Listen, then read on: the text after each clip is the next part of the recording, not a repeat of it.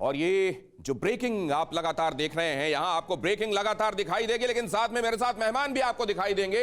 Ukraine के शहर शहर को खंडहर बनाने में जुटा हुआ है रूस। दुनिया के आगे झुकने को तैयार नहीं है पुतिन। खार्किव में यूक्रेनी ठिकाने पर रूस का जबरदस्त अटैक, रूस के ड्रोन अटैक में यूक्रेनी फौज का टैंक तबाह। खार्किव में रूसी और यूक्रेनी सेना के बीच में भीषण जंग जारी। खार्किव से ये तस्वीरें देख लीजिए आप। खार्किव, जिसके बारे में न जाने कितने बार मैं आपसे इस बात का जिक्र कर चुका हूं कि यूक्रेन का वो शहर है जहां लोग पढ़ने के लिए जाया करते थे। हमारे यहां से भी बड़ी तादाद में जो स्टूडेंट्स गए थे वो इसी शहर में गए थे। लेकिन वहां क्या हुआ और आज उस शहर की पहचान क्या बन गई? पहले जो अपनी 80 ग्रैंड लाइब्रेरीज के लिए जाना जाता था, वो अब हर जगह तबाही के निशान के लिए जाना जाता है। लेकिन ये तबाही यहां रुक जाती तो फिर भी ठीक था। ये तबाही यहां पर रुकती तो फिर भी ठीक था। लेकिन अब तो बात वहां पहुंचती जा रही है जहां इसकी जरूरत आन पड़ेगी। क्या है ये आप ऊपर देख रहे हैं, क्या है ये है न्यूक्लियर बंकर।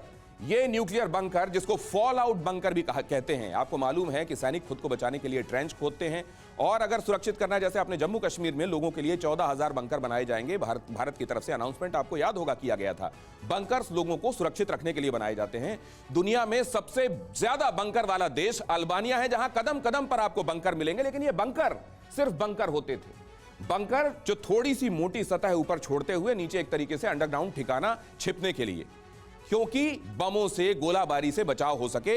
विश्व युद्ध 1 और विश्व युद्ध 2 के बाद बड़ी तादाद में इसको बनाया गया था, खासतौर से यूरोपियन कंट्रीज में। लेकिन अब तो बात इस पर आ गई, ये fall out bunker, nuclear bunker. और उसमें भी अब जो चाइना स्टडी कर रहा है वो बहुत तबाही बर्पा स्टडी है। वो ये कह रहा है कि जमीन से, सतह से अगर आप 2 किलोमीटर नीचे, 1.24 माइल्स नीचे भी चले जाएं और खुद को यह समझें कि आप महफूज हैं, तो गलतफहमी में मत रहिएगा। सिमुलेटर में उस तरीके की एक टनल बनाई गई और उसमें उस तरीके की शॉक वेव्स क्रिएट की गई जिस तरीके का परमाणु बम गिराने की स्थिति में होता है। और जब वो शॉक वेव बनी तो 2 किलोमीटर नीचे मौजूद टनल भी धराशायी हो गई, कोलैप्स कर गई। मतलब जमीन के नीचे 2 किलोमीटर नीचे भी अगर आप महफूज नहीं है, चाइना की स्टडी ये बता रही है, तो उसने अपने यहां बंकर बनाने का काम तेज कर दिया। वो किस तरीके के बंकर होंगे और ये फॉल आउट बंकर में आप क्या जिंदगियां सांस लिया करेंगी? क्या अब नौबत यहां पहुंचने वाली है? मैं आपको इसमें और आगे विस्तार से चर्चा पर ले जाऊंगा, लेकिन उससे पहले आपको एक अहम पड़ाव की तरफ ले चलता हूं। यहां इस बंकर में हम फिर लौटेंगे, लेकिन फिलहाल चलते हैं लोअर स्टूडियो में और वहां से आपके साथ एक बहुत महत्वपूर्ण इंफॉर्मेशन मैं साझा करने वाला हूं। वो इंफॉर्मेशन इसी अंदेशे को और विस्तृत रूप से आपको बताएगी कि हम ये क्यों कह रहे हैं कि ये बंकर की अंधी दौड़ मच रही है। ये अंधी दौड़ असल में क्यों मच रही है, क्यों ऐसे हालात बन रहे हैं कि वो बंकर्स जो नॉर्मल बंकर्स होते थे उसकी जगह फॉल आउट बंकर्स बनाने की नौबत आ रही है। और फॉल आउट बंकर्स किन किन जगहों पर लोग अफोर्ड कर पाएंगे? किन किन जगहों पर ऐसे लोग हैं जो कम से कम 1,50,000 से ज्यादा कीमत वाले फॉल आउट बंकर्स अफोर्ड कर पाए? कई जगहों पर क्यूज्ड नाम बहुत अच्छे से सुन लीजिए। क्यूज्ड 1 या 2 लोगों के लिए जो सुरक्षित बंकर बनाया जाता है उसको क्यूज कहता है। बड़े लोगों को छिपाने के लिए 1 या 2 लोग जहां पर होते हैं उसको क्यूज कहते हैं। लेकिन इस तरीके के बंकर, इस तरीके के बड़े बंकर कैसे बनाए जाएंगे उसकी तरफ मैं ले चलूं। लेकिन यहां देखिए रूस क्या कर रहा है, फिलहाल उसकी तरफ निगाह डालिए। रूस का टारगेट नंबर 1 डोनबास। 24 फरवरी को बात जहां से शुरू हुई थी, पूरे डोनबास पर कब्जा कर लेना, ये रूस का पहला टारगेट है।